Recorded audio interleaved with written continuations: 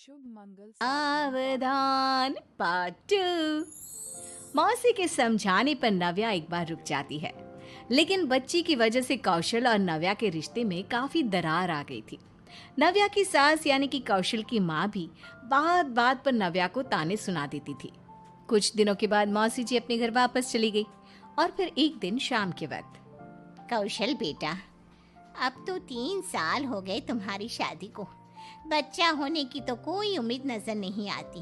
ऊपर से तुम्हारे और बहू के बीच में ये रोज रोज की नोक झोंक, मेरी तो कुछ समझ में ही नहीं आता कि आखिर क्या किया जाए। मैं खुद परेशान हो गया हूँ इन रोज रोज के लड़ाई झगड़ों से।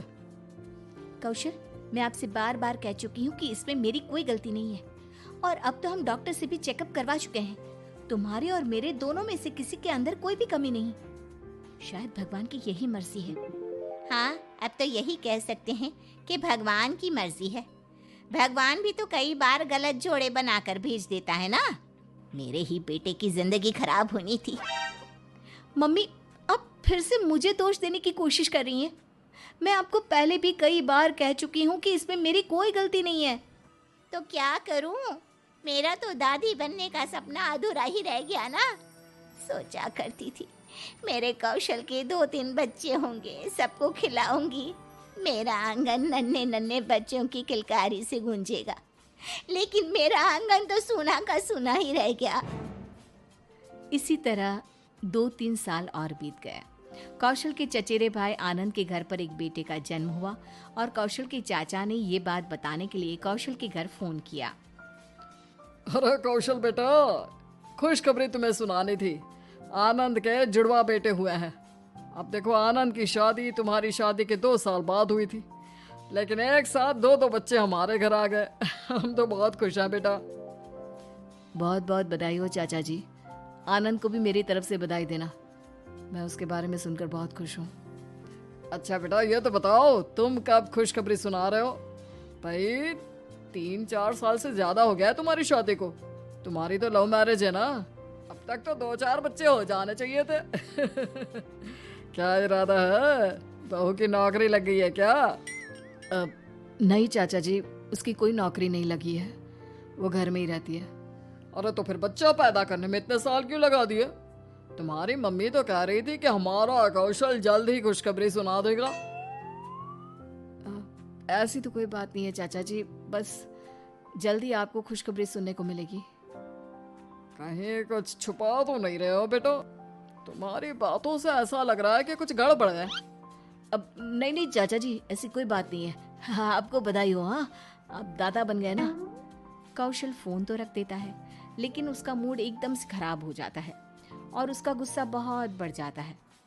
बाप को पता है, चाचा जी मुझे फोन करके 10 बातें सुना रहे थे। आनंद के 2 जुड़वा बेटे क्या हो गए, वो तो मेरे पीछे ही पड़ गए। देख बेटा, अब तुझे ही कुछ करना पड़ेगा। ये मामला ही ऐसा है। नव्या से कुछ कहो तो मुंह फुलाकर बैठ जाती है। मेरी तो कुछ समझ में नहीं आ रहा, आखिर मैं क्या करूं? नव्या मुझे पसंद है माँ, लेकिन इस बच्ची की वजह से मेरी और उसकी इतनी लड़ाई होने लगी है कि बस पूछिए मत। जानती हूँ तुम दोनों तो तलाक लेने वाले थे। देखो बेटा, मुझे बच्चे की चाहत है, लेकिन तुम्हारा और नव्या का तलाक हो, मैं ऐसा भी नहीं चाहती।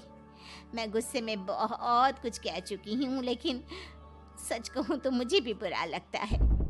तो आप ही बताइए माँ, मैं क्या करूं? आप कहें तो मैं बच्चा गोद लेकर आ जाता हूँ। मैं तो चाहती थी कि तुम दोनों का ही बच्चा इस घर में पैदा हो। तुम्हारी मौसी ने तो दवाई भी ला कर दी थी, लेकिन उससे भी कुछ नहीं हुआ। मैं उससे ही फोन करके पूछती हूँ, शायद वो कोई उपाय बता दे। कैसी हो दीदी? दीदी, अब आप ही कुछ बताओ ना।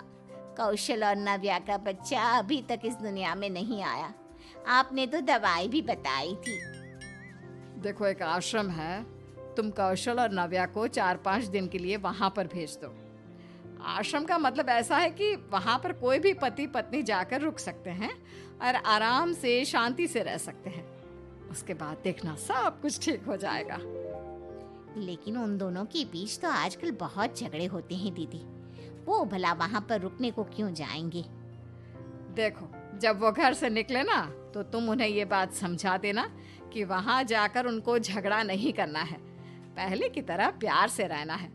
अब अगर वो अपना बच्चा चाहते हैं तो इसका यही एक तरीका है, क्योंकि उस आश्रम की यही खास बात है कि अगर वहां पर आने के बाद भी पति पत्नी झगड़ा करते हैं तो फिर उन्हें कभी संतान नहीं होती। ये तो आपने बहुत अच्छी बात बताई दीदी। मैं आज ही कौशल से कहती हूँ और नव्या और कौशल को वहाँ पर भेज देती हूँ। शाम के वक्त कौशल की माँ कौशल और नव्या को अपने पास बुलाती है और उस आश्रम के बारे में बताती है। ठीक है माँ, मैं नव्या के साथ वहाँ जाने को तैयार हूँ, लेकिन इसके बाद मैं इस तरह का कोई उपाय नहीं करूँगा। मैं भी इस मामले से बहुत परेशान हो चुकी हूँ मम्मी जी। आपके कहने पर वहाँ जा रही हूँ, लेकिन इसके बाद किसी भी बाबा या किसी भी आश्रम का सहारा लेने की कोई जरूरत नहीं है। हमारी किस्मत में बच्चा है ही नहीं। अच्छा ठीक है, देखो अब जैसा मौसी जी ने बताया है उस बात का ध्यान रखना। वहाँ जाकर तुम दोनों को आपस में बिल्कुल भी झगड़ा नहीं करना है, वरना जिंदगी भर हम बच्चे के सुख से वंचित रह जाएंगे। अपनी सास की बात मानकर नव्या कौशल के साथ उस आश्रम की तरफ चली जाती है। नव्या और कौशल उस आश्रम में कुछ दिन रहते हैं। 2-3 दिन के बाद उस आश्रम के शांत माहौल में कौशल और नव्या का गुस्सा भी शांत हो जाता है और वो एक दूसरे के साथ दोबारा पहले की तरह प्यार से रहने लगते हैं। 1 सप्ताह वहां बिताने के बाद वो लौट कर घर आते हैं। नव्या, बहुत दिन हो गए तुम्हारे हाथ की दाल मखनी नहीं खाई, आज प्लीज बना दो ना। अरे तो आपने पहले क्यों नहीं कहा? आप पहले कहते हैं तो मैं कब का बना देती। क्या नव्या, इतने दिन से याद नहीं आया और आज बहुत मन कर रहा है। ठीक है, आज जब आप ऑफिस से लौट कर आएंगे ना तो आपकी फेवरेट दाल मखनी और लच्छा पराठा दोनों तैयार रखूंगी। Thank you so much.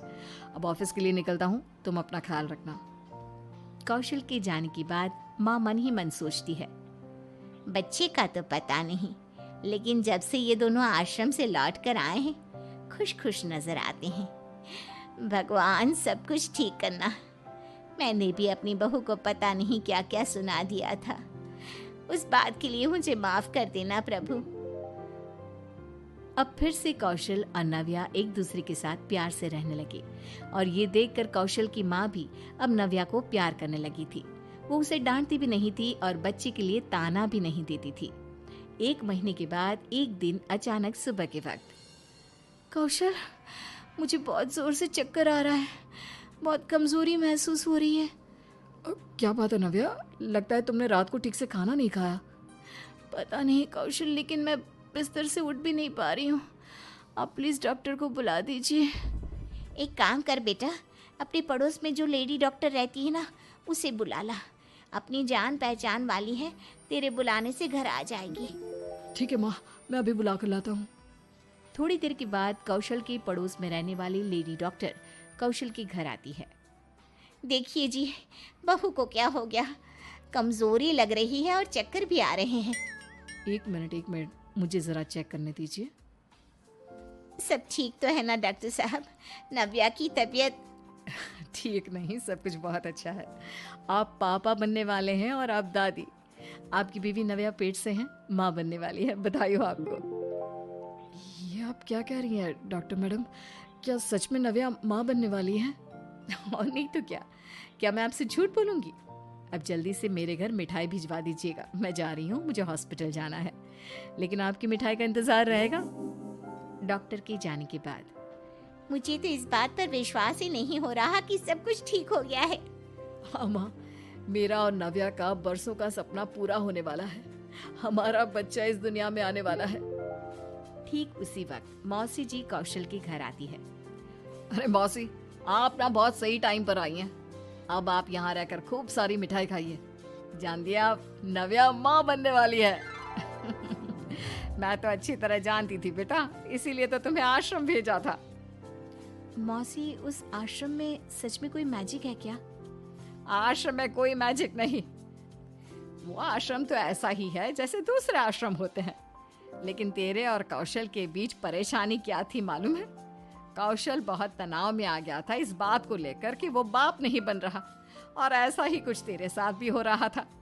और जानती हो बहू, तनाव की वजह से भी कभी कभी बच्चा नहीं होता। इसलिए मैंने तुम दोनों को आश्रम भेजा। पहले जब तुम दोनों तलाक लेने वाले थे तब भी मैंने तुम्हें इसीलिए रोक लिया था कि ये परिस्थिति कुछ समय की है, सब कुछ चला जाएगा। मैंने भगवान से प्रार्थना की और भगवान ने मेरी सुन ली। अरे बेटा, बहुत खुश हूँ मैं तेरे लिए।